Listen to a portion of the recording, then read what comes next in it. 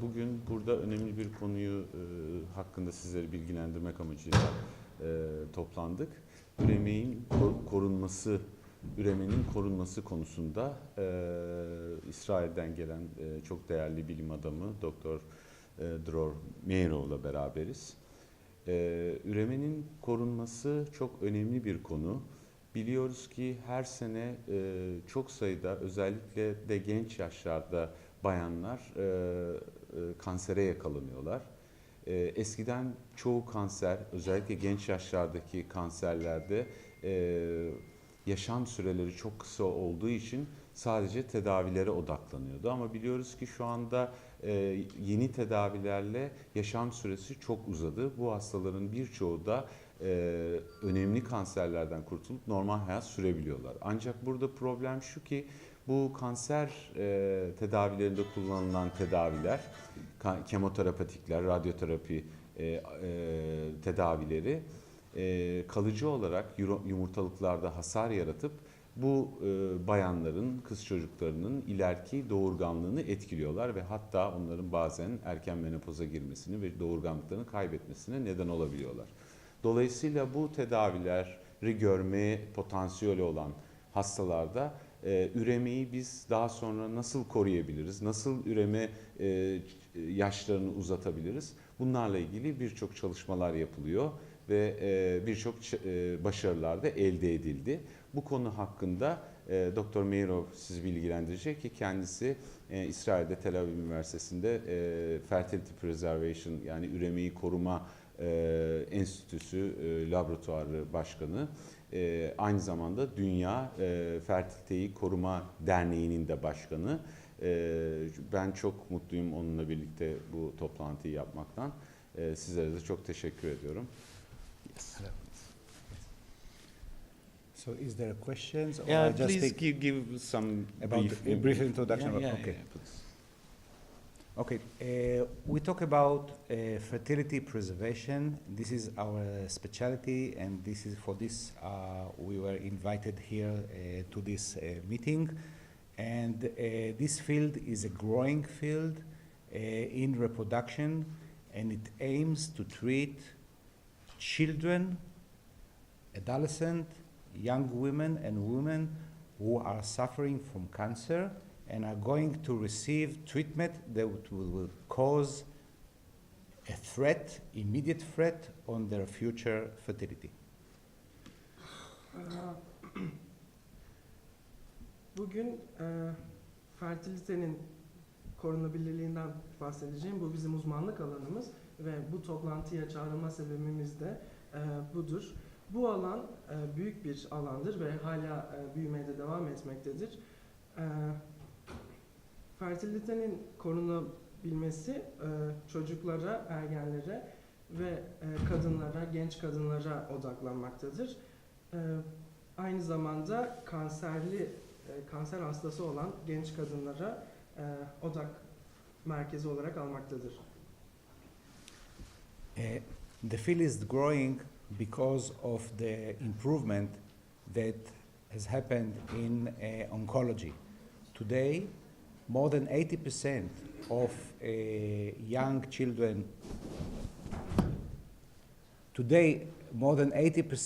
young children suffering from oncological malignancies will be cured. So we are looking beyond and after the bridge to keep their quality of life in order to enable them to have normal life. And for this, we have developed several means, new means, very modern, to preserve fertility. Bugün küçük çocukların %80'inden fazlası onkolojik açıdan tedavi edilebilmekte ve bu da onkolojide yapılmış gelişmelerden kaynaklanmaktadır. Amaçladığımız şey bu hastaların normal bir hayat sürebilmesi ve bunları da yeni metotlar yaparak, modern metotları kullanarak yapabilmekteyiz. It's not an easy dilemma for those patients because now they have been told that they are suffering from cancer and a few hours later they are sent to us, and we tell them not only that you have cancer, that you need treatment, also you might not be able to become a mother. So we are not on this side. We want to give them a hope and we want to help them. So with more mature patients like breast cancer that have a husband, so you can tell her, okay, let's make an IVF cycle, and we preserve all those embryos that are produced for the future. So if you will be sterilized, meaning you'll not be able to have children, then we can use those embryos. Today, moreover, we also freeze eggs. So those who doesn't have husband, the quality of egg freezing has become better. So it's very important to have those patients, and I think this press conference is very important to increase the awareness that everyone that is diagnosed should be coming for consultation very fast in order to enable doing procedures to preserve fertility. So now we talked about the egg freezing and the embryo freezing. Yeni gelen hastalar için durum hiç kolay değil. Öncelikle kendilerine kanser oldukları söyleniyor. Daha sonra kanser hastası oldukları için bizlere geliyorlar. Ve biz de onlara tedavi olmanın yanında bir de anne olamayacaklarını söylüyoruz. Biz kendilerine, bu hastalara umut vermek ve yardım etmek istiyoruz. Ve son dönemlerde meme kanserinden bizlere gelen hastalara embriyo koruması yapmak istiyoruz. Kendilerinin yumurtalarını dondurmak istiyoruz ve embriyo kalitelerini arttırmak istiyoruz. Kocaları bekar hastalarda ise bu yumurtaları dondurmayı düşünüyoruz. Kanser teşhisi konulan tüm hastalara aynı zamanda danışma sağlıyoruz. Ve bugün yumurta dondurma üzerinde konuşacağım. One of the problem is sometimes they are not in condition that you can do anything. For example, a woman with leukemia needs to start a treatment very fast, and her condition will not enable you to do IVF cycle or freeze embryos or oocytes, so you cannot do. This is one problem. The other problem, what you can do with children. If you have a child at the age of 8, 9 years old, you cannot do IVF cycle, you cannot do stimulation, you cannot do egg pickups, so this is another problem. And for this, there is a new technology, actually emerging technology, but now has become more and more established, which means ovarian tissue freezing. By this, what we do, we make a laparoscopy, and this you can do for an early child at the age of 1 year old even, or older, and you take one ovary or one part of the ovary and you freeze it. In this you can find many dozens of thousands of immature oocytes that can be used for the future. And this is a technology that we do more and more. Actually, we know very well how to do it, and we know the success rate nowadays. And the first publication of live birth after transplantation of ovarian tissue in a sterilized patient came from our group. And since then we have more and more cases. All over the world there are more and more cases of having this tissue stored for 2 years, 3 years, 12 years. You can store it for any time you want, and then you make an operation, you put the tissue back, and it starts working again. Not only you get eggs for pregnancy, but you also get the endocrine function, meaning a woman that was without any menstruation unless she took pills, and suddenly you make the operation and she says, well, I have menstruation every month, and she can conceive either spontaneously or by using IVF. And actually this technology is very successful, and it can also be done for patients that already received chemotherapy, not like the IVF, but this you can do any time of the cycle. So this is the advantage for children and for those who started treatment. Bizim karşılaştığımız sorunlardan bir tanesi hastalığın yanında aynı zamanda lösemili çocuklar ve aynı zamanda tedaviye acil sırada ihtiyacı olan kişiler. Bunlar üzerinde IVF yapamıyoruz. embriyolarını donduramıyoruz. Ve diğeri de IVF ve yumurta alamayacağımız çocuklardır. Bu sorunları ortadan kaldırmanın bir diğer yolu da kaldırmak için yeni bir teknoloji üretildi. Her çocuk üzerinden bir tane overi alıp bunu donduruyoruz ve bu dokularla bu overden doku alıp bir düzine osit alabiliyoruz. Daha sonra operasyon sırasında pek çok ositlerimiz olabiliyor ki bu yeni teknolojinin başarı oranı da epey yüksek. Bu dondurulmuş ositleri, overleri 12 yıl sonra bile kullanabiliyoruz. Bir araya girebilir miyim ben? Yani burada sorun şu, bazı hastalarda tanı konulmasıyla tedavi arasında belli bir süre yapabiliriz, flexible olabiliriz. Ve biz bunlarda eğer hasta kadın olgunluk çağındaysa, yani 18 yaşından büyükse veya evliyse farklı metotlarla doğurganlık korunabilir. Bunlardan da en başarılıları işte yumurta alınıp eğer eşi varsa döllenip embriyo saklanması. Bununla beraber eğer eşi yoksa veya bir şekilde embriyo dondurmak istemiyorsa yumurtaları tüp bebek yapılarak toplanabilir, birden fazla yumurta ve onlar saklanabilir ve çok başarılı sonuçlar var bu şekilde. Ancak herkes de bunu uygulayamayız. Kimlerde uygulayamayız? Bir, çok küçük yaşlardaki çocuklarda. Çünkü onlar daha üreme çağına başlamadıkları için. Veya tanısı konulduktan sonra tedaviye başlaması gereken sürenin çok kısa olduğu hastalar var. Yani hemen hayati bir problem var, yani kanser var, başlaması gereken. Yani biliyorsunuz tüp bebek tedavileri belli bir süre alır, yani 9-10 gün en aşağı alır. Adetin belli dönemlerinde başlanması, genel olarak başlanması istenir. Bunlar uymayabilir. Bu hastalarda bu kişileri, bu çocukları eğer kondisyonları, yani sağlık durumları el veriyorsa, tabii ki birinci parametre bu. Açık veya kapalı ameliyatlarla, genellikle kapalı ameliyatlarla yumurtalıklarının bir kısmı veya bir tanesi alınarak saklanabilir. Çünkü orada aldığımız dokudaki yumurta sayısı, özellikle çocuklarda alınan sayı, sizin bir tüp bebek tedavisinde elde ettiğinizden çok daha fazladır. Binlerce yumurta orada, uyarılmamış yumurta vardır. Öteki tarafta 8-10 yumurta elde edebilirsiniz. Bundan bahsediyordu. Hepsinin bir avantajı ve dezavantajı var. I'm sorry to interrupt you.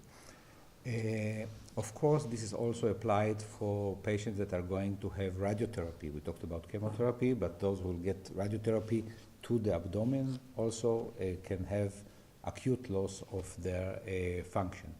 So this is one thing that the Fertility Preservation Organization is working, and I just want to mention that it's a big organization worldwide in all the continents, and we have members that are working dedicated to these fields. It's a basic research and clinical research pushing forward, and we have the International Society of Fertility Preservation that makes publicity and investigation about and research about all this field. And so this is, I think, it's really writing new books of medicine. I think that's what we are now. We changed the medicine because this is now part of our real life. I can say more, that patients that did not perform this procedure come to us and maybe they will go to court. Why did you did not do the why did you did not mention it? Now I cannot have children, and it is the doctor's fault. So this is very important to make the awareness. What we did not talk is about males. For the males part, it's well established that every male that go to have chemotherapy treatment will freeze sperm. It's very easy. We have to remember it and we have to do it. But until now, we don't have solution for children. Only research, if a child is going to get, and he cannot produce sperm, is 6 years old, something like this, and he is going to get chemotherapy that will destroy his testicles, there is no solution yet. There is a research going on looking for having some tissue from the testis and freeze it like we do with the female, but I cannot say at this point that we have a solution.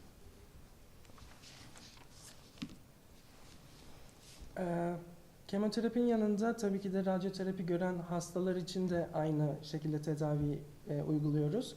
Bu üreme koruması dünya üzerinde çalıştığımız, dünyaca çalıştığımız bir alandı ve gittikçe de büyümekte. Pek çok kıtalarda, pek çok klinik bu alan üzerinde araştırmalar yapıyor, bu konuda çalışıyor. Bence biz yeni bir tıp alanında, yeni bir tıp olarak çalışmaktayız bunu ve bu bizim gerçekten hayatımızın bir parçası haline geldi. Aynı zamanda erkeklerden de bahsedeyim. Erkekler için kemoterapiye girdiklerinde spermlerini tabii ki de donduruyoruz. Bu bulunmuş bir çözüm. Ancak çocuklar için, kemoterapi tedavisi görecek çocuklar için herhangi bir çözüm bulunmuyordu. Örneğin 6 yaşındaki çocuk hasta için spermini dondurma gibi bir imkanımız yoktu. Ancak biz de buna bir çözüm bulduk. Testislerden aldığımız bir dokuyla bir çözüm bulabiliyoruz. Ancak buna çok daha sonra tekrar değineceğim. Ben yine bir araya girmek istiyorum. Burada Dr. Meyrow'un vurgulamak istediği şey şu. Tıbbın artık bizim sorumluluklarımızın doktor olarak biraz değiştiği. Eskiden böyle bir problem yoktu çünkü kanser olan hastaların çok bunları düşünecek vakitleri olmuyordu veya çok çabuk kaybediliyordu.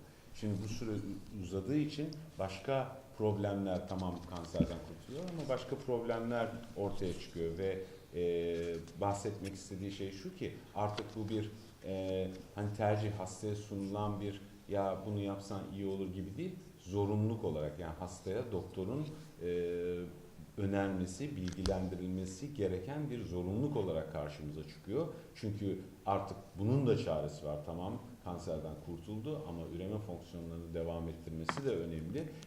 Gelecekte bir zaman eğer bu hastaya bu şekilde bir bilgi verilmemişse sizi mahkemeye verebilir. Niçin bana bunu bahsetmedin daha önce ve ben şimdi çocuksuz kaldım diye bahsetti. Evet, bu bizim için hem tıbbi hem de yasal bir sorumluluk haline gelmeye başladı. Çünkü çok böyle artık oturmuş, tanımlanmış, kanıtlanmış tedaviler var bu konuda.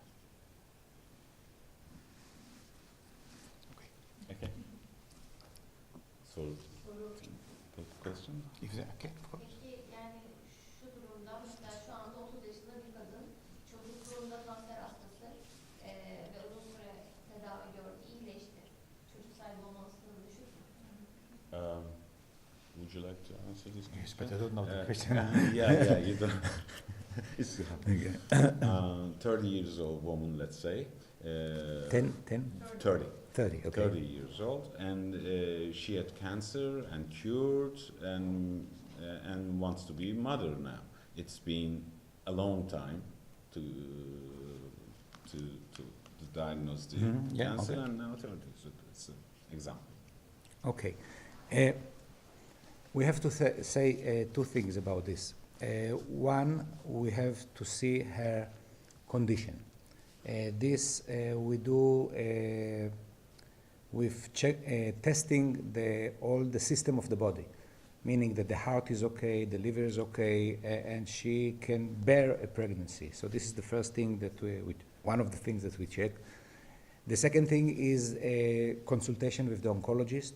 If enough time has passed since the disease to say that she is cured now, and this is always kind of a discussion. And the third thing is it possible? Meaning, can she have a child, biological child? And for this, you have to check her function of the ovaries. So if she had the cancer when she was 8 years old and she have still menstruation, and you check so she can conceive, that's okay, either naturally or with our technologies, IVF, etc. If the ovaries are not working, then we have to see what we stored before, and maybe we did not, but if we stored, we can use it. And if she doesn't have any eggs, this is a problem. So that's the reason she has to come for us first. Say now and I'll continue. Bu durum hakkında konuşabilmek için iki farklı noktaya değinmek istiyorum. Birincisi hastanın durumudur. Örneğin bunun için vücuduna bakmamız gerekiyor. Örneğin kalbi iyi mi, karaciğeri iyi mi veya hamileliği kaldırabilir durumda mı? Bir diğeri de ikinci bir durumda onkologlara danışmamız gerekmekte ve hastalığın sürecinin nasıl geçeceğini konuşmamız gerekmekte. Üçüncüsü ise bu mümkün olabilir mi diye bakmamız gerekiyor. Örneğin overler fonksiyonlarını sürdürüyor mu? Buna bakmamız gerekiyor.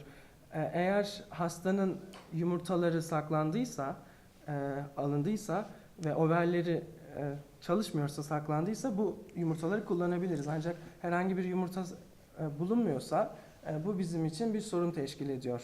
Ve işte bu yüzden hastalar öncelikle bize gelmeli. Another question that, just to finish the question that all the patients are asking, let's say that she has normal ovarian function and she's menstruating and she can become pregnant. She always asks, because the eggs were exposed to chemotherapy or radiotherapy, will I have increased risk of malformation? Will I have increased risk of abortions? And we know the results. If a woman received the chemotherapy a long time before, and now she wants to become a mother, the chances of problem are normal, like her friend at the same age that didn't get anything. So this is always this question comes. Hastalardan sürekli aldığım bir soruyla bahsetmek istiyorum bu soruyu tamamlamak için. Hamile kalamayan bir hasta radyoterapi veya kemoterapi tedavisi görmüş oluyor ve malformasyon riski yüksek mi diye bize soruyor ve artık biz sonuçları biliyoruz. Bu soru sürekli geliyordu bize. O yüzden sizinle paylaşmak istemiştim. Yani kemoterapi veya radyoterapi gördüm ben. Acaba yumurtalarım bundan kötü mü etkilendi? Benim çocuğum sakat olur mu buna bağlı olarak diye sorduklarında vereceğimiz cevap onlara hayır.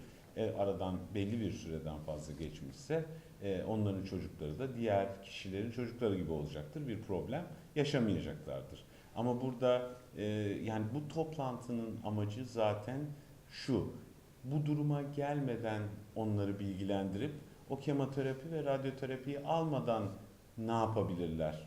Çünkü çoğu tedavide ciddi şekilde etkileniyorlar ve bu şansları olmayabiliyor.